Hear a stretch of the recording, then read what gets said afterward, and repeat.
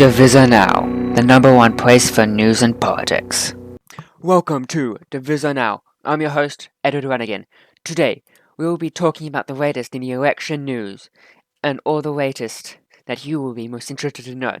To start off with, there are a number of people running for various Senate races, and we'll quickly list them off by order of state. To start off with, Ava currently has no people running at all, but as it is a majority UF DWP, state, you're most likely to see a communist win the election there if anyone does choose to run.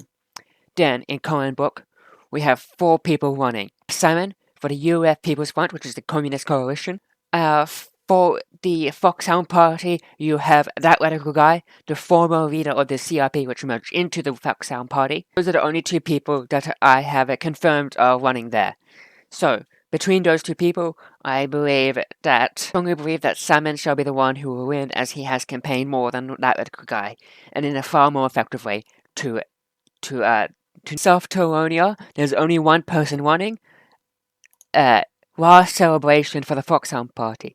This will likely mean that, unless anyone else starts running soon, last celebration and the Foxhound Party will get 1 seat for South Carolina.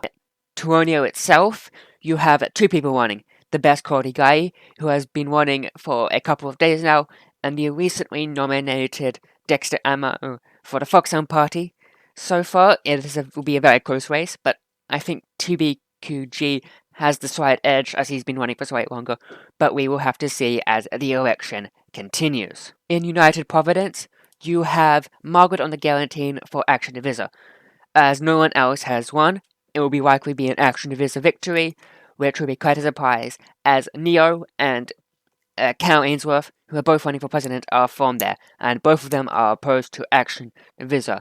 And finally, for Watson, you have the Orgeon for the Action Divisa Party, running alone. John Charles Greek for the UF People's Front in West Wellsburg, and Debug, who is an independent, but we're yet to see Debug properly campaign.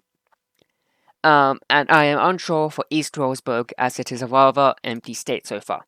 So, this leaves us with a rather divided Senate, with guaranteed 1 seat as of now, 1 seat for Foxhound, 3 seats for 2 seats for Action Divisa, 1 seat for the UF People's Front, and I don't believe at this point we can really see a majority at all, but we'll have to see as the election continues. But that is the Senate election. Now on to the presidential election. So, you have Jeb, Cal, Neo, and SM all running.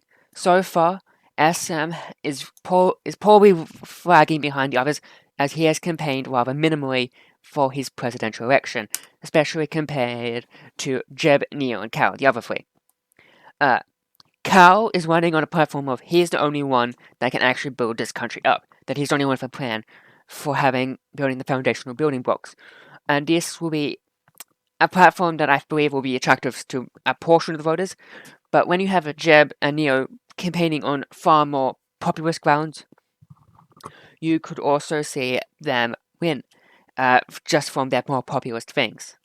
I also believe that, however, Jeb could lose some amount of voters after he straight up just disavowed and said the females should not vote at all, and this will likely alienate a large portion of the female voting base, something that Cal Ainsworth and his campaign quickly took a hold of and attacked them for it, saying that they support women voting.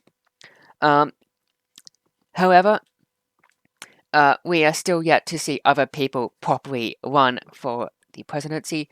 SM has made 1 speech so far, compared to everyone else making at least 3. And that will likely help the state. But we will continue to see the election through, and let us hope